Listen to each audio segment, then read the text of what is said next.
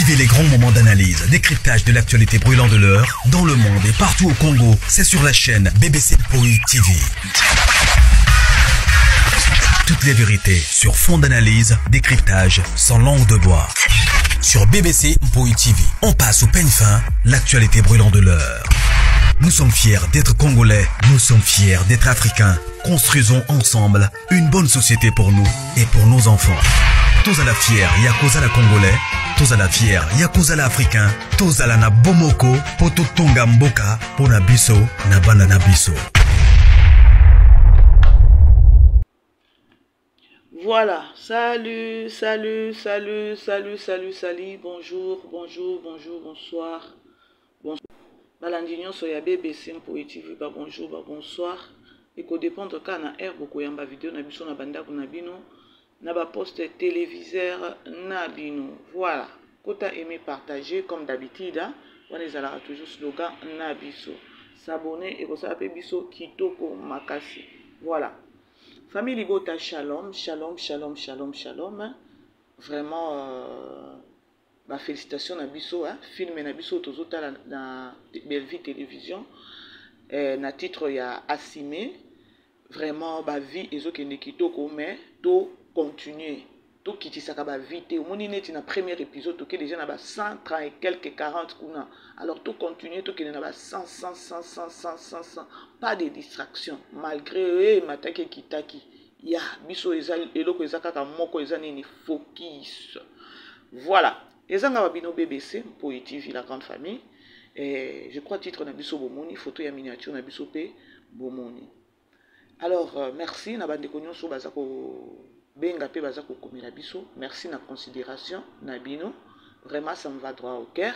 Merci na ba j'aime na bino, merci na ba soutien na bino. Voilà. Bandeko, je crois film na biso total qui 9e épisode lobby, ezaki vraiment wow. Omonaki action ya Kenny na Tegra, ezaki vraiment performance moko boye donc wow. Donc ba tchaki banzoto na bango en G. Ba gifle wana ezaki vraiment ba gifle ya solo. Baza ba actrice, il faut bo mema batu bongo. Donc ba tchaki banzoto na bango en G. Tegrana Kenny ba tchaki penza banzoto na bango en G et na sepela ki vraiment na ba action na bango nyonso. Donc action ya bitumba Kenny akoti na kopema wana bandai kopema ya koloba o eza bitumba biso nyonso to yebi bitumba déjà tension comme déjà likolo Kenny taninga bandina kopema mbala moko omoni o pe koto tega koto papa lianzalia alinga simba ya telemisi avec autorité. Donc kanda déjà zaki c'est la tibango vraiment babilo kwa boto mona ngo wapi kake pas belle vite parce que ye alinga muta kota na personnage toza na ba area e mataki kitaki te non musala nde to lingi o bambwa ke la to lingi te musala nde to lingi. Alors toke pe na ngambu ya nani ya Maria penza impoli soki boza na bana lokwa ba Maria please ba maman bo conseiller bana et surtout bana ba kola na ba koko parce que Maria zo kola na koko na ye Aziza kuna beja abambani na ye na se esopie déjà ye pour elle akadisi que non azo briser ou encore azo beta match retour et pas mobali basa ela mobali match retour te non siko total lelo 10e épisode ninga yo kisoni kuna lobi que non ayebi Blaise akozongile kaka. Est-ce que vous êtes sûr que non Blaise akozongile parce que Blaise ça c'est lui qui a sayebi que non son siko tozo yeba te est-ce que abima ki na Patrick azobima na Patrick to azobima na Patrick ete parce que Patrick lobi bakutana ki na Blaise Patrick asala ki semblant to asala ki semblant te na oyeba te so bo comprendre place na ndenge Belvia memi biso bo comprendre place na Belvia bombi eloko moko wana bo comprendre Belvia bombi eloko moko wana to mona ki ndenge Aziza déjà bana ko biper Patrick mais Patrick abana olinga te Patrick pona ye abana ko linga ke non réconciliation et les cas entre Aziza na Blaise sikoyo Blaise sikoyo tango lobi ke non na la kiso ba audio des places siko na zo ebate Belvia bobi biso eloko moko na kati wana total la lelo soki to ko découvrir et ndenge nini est-ce que Patrick na Aziza bazo bima to ba obima te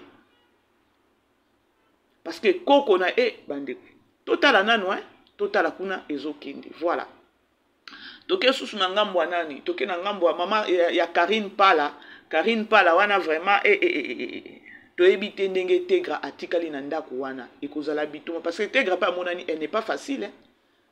Tegra elle n'est pas facile au moins pe boye pas mama nani akokende au moins pe mama Hélène akangi biloko na akei hein?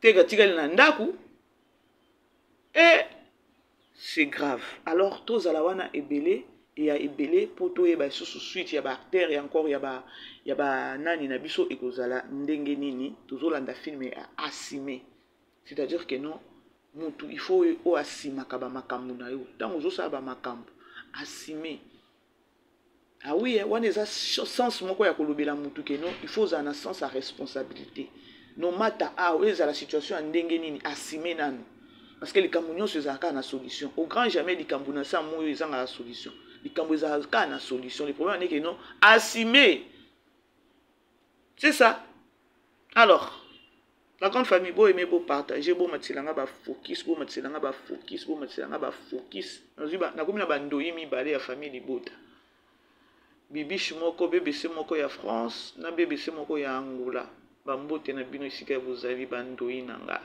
hein? Bandoi nanga alors je vous aime beau là voilà bandeko tokota nanu na ben ya lisolo na memeli bino lelo na moni bato asali yango makelele ebele na moni pe bato mosusu hey tosolo la kapé peut-être na muto yebani na ya ezane abakwiti moko buswani moko boy bijo akimi bino bijo oh Jérémie a réconcilié bijou na mama Thérèse makolo poussière atikali ye moko akozwa akosuka tosolo la lokwa ba mikolo hein tosolo la lokwa ba mikolo je crois Karoker wana pe ndenge toke na Karoker kaka ye moko ibutu asa flasher pour na Karoker alors ba bonne chance na Karoker nzambe na biso za nzambe oyo alingaka place batu baza réconciliation ezala batu bazala bien batu bazala ensemble est-ce que Karoker eza vraiment groupe moko que non et na idée ya bien na vision ya bien ya kosunga ya polémique té parce que polémique ndé parce que façon makambo ezo que on se voir ya koloba que non awa bakobambana na se parce que les artistes et comédiens n'attendent au moins na talaka ba film na talaka ba sortie médiatique ya chaque peut-être artiste au talaka que non batunyo so bazala ba niveau moko boye c'est grave hein ndenge baza wana est-ce que vision yango oyo ya soki ya Karine Pala wana eza vision moko boye keno akotenir nango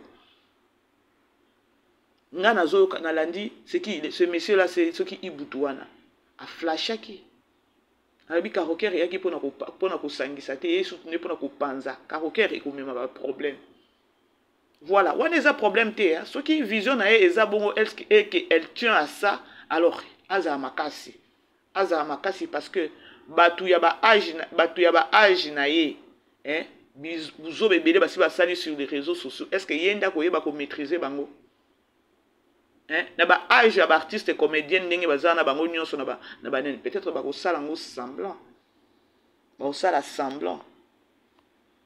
et lobi Thérèse aye moko no mama télé wana lobi ke no na kati ya Karoker tokoyoka na medibanda tokoyoka na te est-ce que alobi yango bien yango na yebisa bino ke non bozala ka batu réconciliation et que na kambala moko na réconciliation et si les até que non au conditionné ya koloba soki toza na kati ya Karoker tokosolula soki toza libanda Karoker tokomi ba ennemi elle avait dit ça non bolanda bokoyoka siko botala âge wana bino boko maîtriser mama wana c'est-à-dire que non ekozala plus nde na hypocrisie na Karoker ekozala plus na Karoker parce que ye moko alobi awa na Karoker eza boyokani alors libanda Karoker tokomi batu mususu c'est-à-dire que non batu mitu ese baby botika pe osela ngo makelele bébé la grande famille beau aimer beau partager réconciliation soi-disant réconciliation ce qui a télé sina bijou ya belle vie nini na kati bandeko ya belle vie nini na kati la grande famille bandeko ya belle vie nini na kati bo pedisa ba caméra bo pedisa ba phone na bino ya osala ba analyse ba émission ya koloba ke no makolo poussière na kotika la ye moko bandeko ero yo bino bozomona tate ke no musala Bellevue azosala eza musala te ke no oki ko semele na ba botala lelo ona eza ba makele la wenze pa Bellevue ba biloko na bozosala qui était Bijou pembeni ya nani ya Bellevue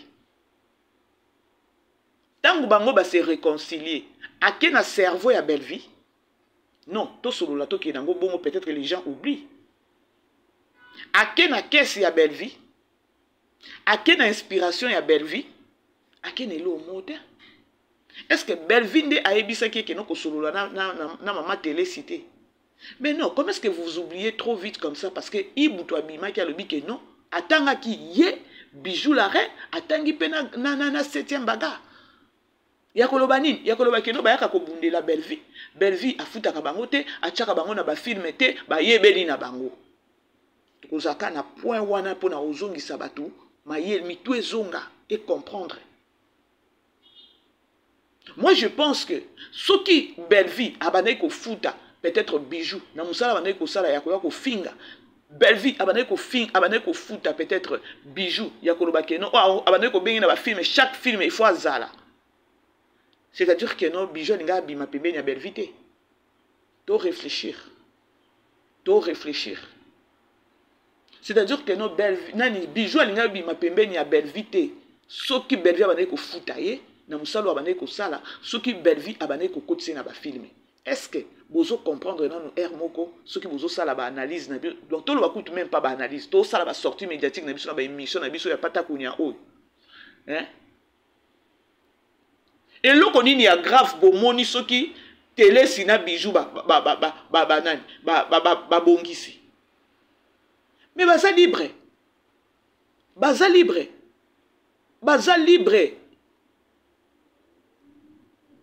Est-ce que Bijou ye moko aleli ke non akotaka na bakotisaki na ba film te. Pona ye il fallait. Ndenge yaka kofinga ndenge nini asaka ba sortie médiatique ya kwa koloba di n'importe quoi ndenge abimaka wana il fallait banda kofuta il fallait banda kokotisa na ba film lokwa nde bakotisi ete bafuta kayete abanda osala ngo na volonté na ye vision ezakini siko awa sinde abimi hypocrite soki bokozwa ye epa ba botondisa kaka ba bouriki na côté na bino parce que différence y en a chez Bellevue c'est le travail tant bozolo bakeno makolo pousser à kotika la yemoko bomoni eloko bozo sala na kena to kaboli to koki ko kabole déjà na Karine Pala oui continuez de le faire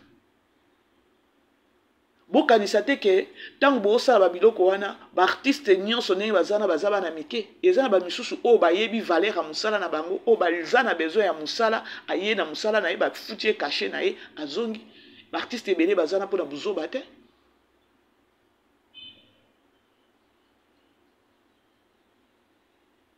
Et comme il m'a kelele sur les réseaux sociaux, qui est Jérémy?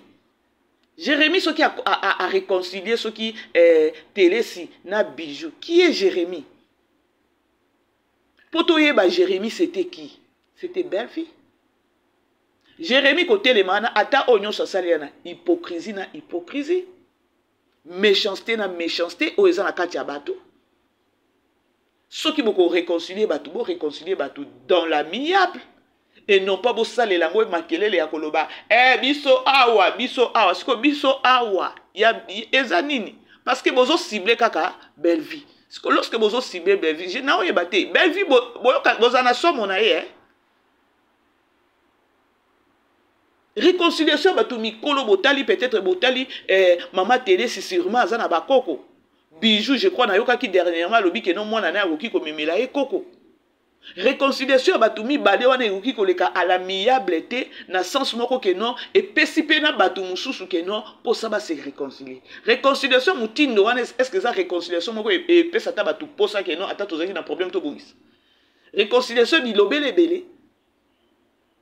Bon moi ke non bo comité pe bo komate parce que vision na bino makambo sala eza trop bas. Réconciliation mutindo na âge ya bato wana mibale. Il fallait bosser lango makelele. Ça prouve que boza ba hypocrite, boza ba jaloux, boza ba tumoko boza na hein na oye ba te sono ki ko employer moni.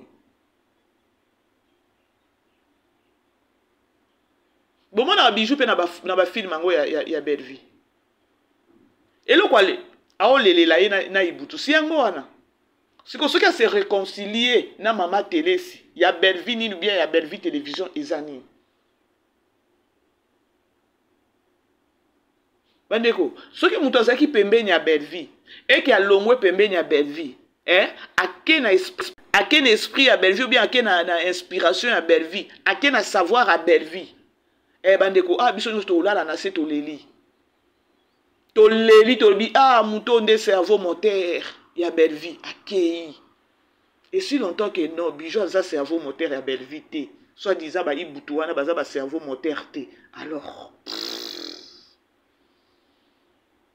il n'y a pas match. Il n'y a pas match. Toza na bino kaka, boni ba karoker wana, ceux qui karoker soit disant. Toutes les bonnes choses.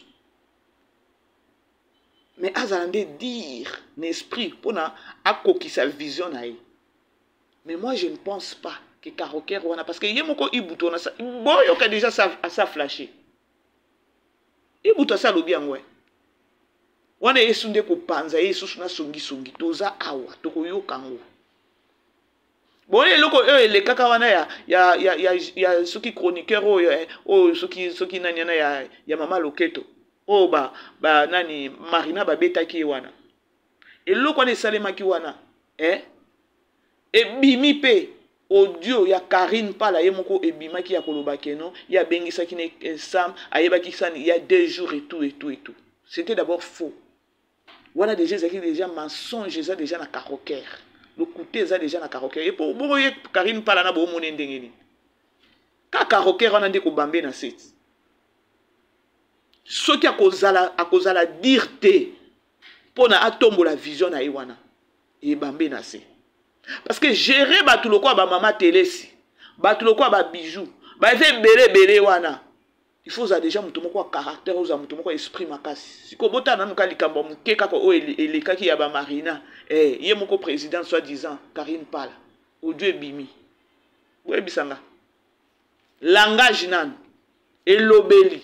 Au sentir que non ça sera difficile pour elle na karoker wana que non à maîtriser tous ces gens là ya koloba que non au karoker eza pour la réconciliation. Ce qui karoker pesa qui pour la réconciliation. Je ne pense pas que non likambo eleka ki ya ba Marina na banani. Azaki na sens moko bo o alinga ko remonter situation wana et acheter batu nyonso na se ya koloba que non ici c'est la réconciliation, ici ba problème ezate out bo moko. A parvenir ko sala ngote déjà asa bengani asa longoli makola batu mususu mibale wana. Dites-moi, eza pour la réconciliation, eza pour na batu baza bo moko na karoker wana. Toza na bino a.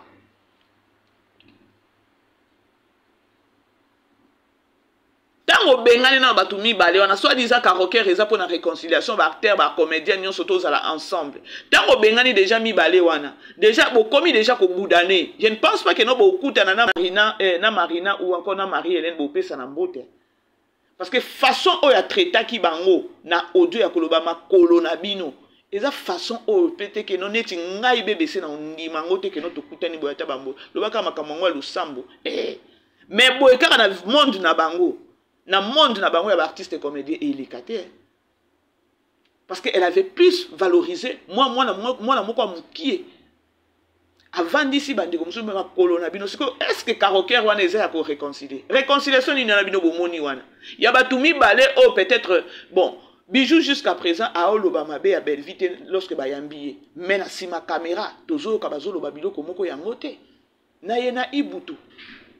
Ibutu azo sala semblant moko na plateau soki bayambiye na ye ko weninte e boyete famille bota boyete mais azo attaquer bato mususu mais na sima caméra bandi ko toza na ba matière ya oyo ibutu azo loba po na belle vie. Bon mona que non c'est pas bien. Mais tout se paie ici-bas. Tout se paie ici-bas. Au monde y ibutu, c'est parce que ba chaîne ba opc ba $15 ba $20 azo parloter ninga azo parloter wana. Oh, soit disant ce qui Eric wana azapi. Tout le monde peut attendre un film mon côté. C'est-à-dire que nous bino bokozwaka bato ba problème de bobando ko tsabi bango na ba film na bino. C'est-à-dire que nos films ané kozai sous film moko éducatif te. Et za film moko ané bosu bozu déjà likolo ya bambwa kela na ba film na bino.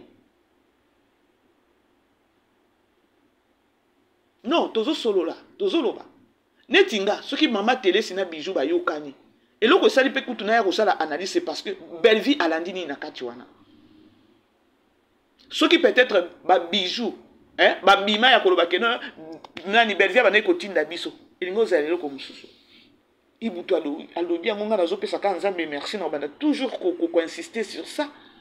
Ya koloba keno to banga na badosa ngo volontiers na zaki na banda osala likambo na volonté na nga mais ba futa ngate et puis ba ko tsanga ba film te. Ba bijou nyonso wana na ba 7e bagarre kuto yebisa kenga keno ya tata osali bien, oponi kota bien. Siko oyo soki bango basali réconciliation parce que koto amoni keno ba futa kete siko pour la musala c'est-à-dire que no belle vie lingit abane ko linga ngote ata ba biso nyonso ne to yaka ko to sala analyse to défendre belle vie c'est tel maintenant ndako yeba keno oyo azosala nga musala bien oyo azosala nga musala mabe soki yebi keno oyo azosala nga musala ya bien azotombola vision nga ou encore azosunga azo accompagner nga na vision nga c'est à elle maintenant de juger non oui ça va pardon ezo kata jusque là non azu téléphone te bozolanda bandeko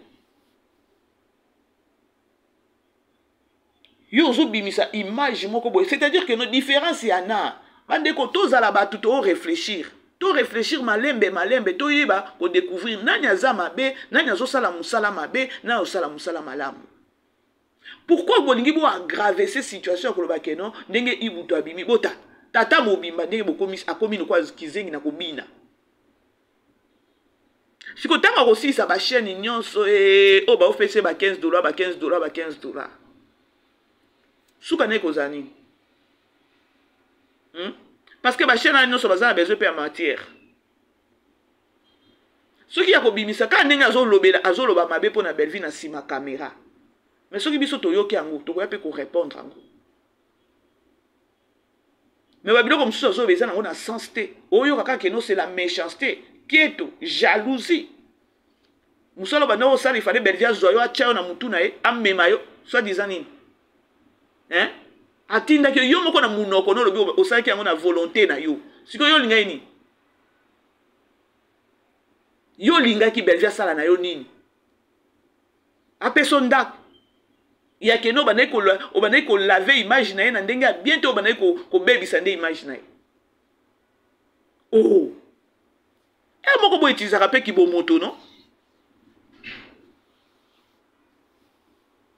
Ba bongisa ba se réconcilier ça kutu belvi ndenge azawana ye kutu elle est plus focalisée na musala. Ndenge azawana azo yeba acteur comédienne ou actrice nini o azana besoin musala. Et non pas acteur ou encore actrice ou bazana ba bilobela tout le temps na ba réseaux sociaux bilobela et puis ils ont fait sa image à mabe pona ye. Boye ba ngote bino ba artiste. Oza tout le temps na réseaux sociaux ko bimaka ko sala ba sortie médiatique ba bimaka bango zo lobeza ezanga tina.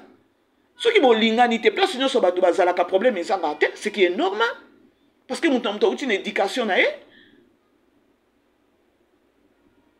Siko likambu muke belvi, likambu muke bakolo poussière, likambu muke boy siko ngana zo ebate tampe boloba pe kutu makolo poussière na to solo la nan. Belvi ninga azana muke no mutu afuta kabatu, apesa kabatu, azana ba travailleur. Siko belvi azana mafuta ko bakola makolo.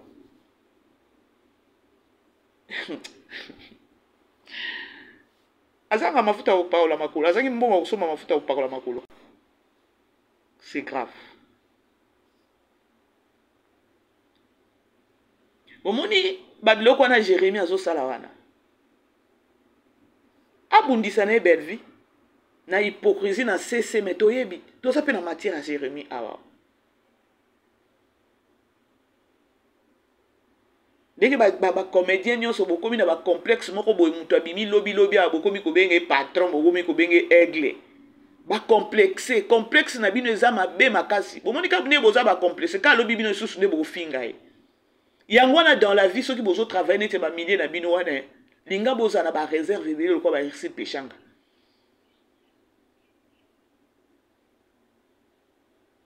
boza na ba complexe moko o ezo memela bino ba quête ezo memela bino ba jalousie ezo memela bino bo banda ko loba di n'importe quoi bino bozaki bato moko keno boba ndenge bobanda na ba CD na ba cassette botombola série na bino bana baye lelo lobi oyo basala nini baza na respect na bino mais non bayaya lokwa ba télé si baobambana na se mpona ba Jérémie toboyi te eza temps na bango mais boye bako gérer bango bakoma likolo na bino te boyebi keno nga moko ezolekelanga makasi. C'est ton travail, aussi travailler à bengi au jouer na nani na kende jouer la kisa talent na on a film na et si n'est pas bima kende. Ba ji on a besoin na ngoe bo tomole bo si na banzoto. Toza na bino awa. Donc boza ba tumoko boza na ba bassesse moko ba bassesse d'esprit na niveau moko bo comprendre te. Yango bomona na monde na bino tout le temps il y a toujours des problèmes parce que boza na ba bassesse moko yango te. Ya zo zanga komi pesa respect. Est-ce que moi na Jérémie ndazaki mutu moko ke no za micro télé maboye mama télé sina bijou et bambi bino. Et bambi bino par contre bino ne bozaki batu moko ke no bomoni ke no Jérémie boye bino boye boté. Bomoni est-ce que bozo comprendre place na za bande? To boy réconciliation te mais réconciliation ke na kimiat. Pourquoi réconciliation kokotisa ka bato? Oh. Hein? Yango tango bana ngo bazwa ko manquer bino avec botala mutu na pardon bad. Parce que na ye moko pe karoker wana akoka kita. Ye moko karoker Karine parle. S'il fallait peut-être à réconcilier bango. Bande ko soto bana yaka ko recadrer to bana ka ko zongi sa sens na bino ki bo moto bo réfléchir.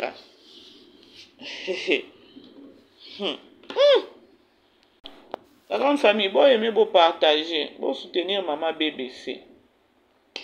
Bon soutenir maman BBC, bon soutenir maman BBC et pour ça la biso bien. On est là pour notre Poutine de l'écriture. Azo tchabande comme sous donc na niveau moko boya koloba nini kaka c'est grave. Aimer partager bandeko na komi ko chiter déjà na analyse nanga na komi ko chiter déjà na analyse nanga en tout cas juste na 2 minutes et voilà. Naika juste pour nako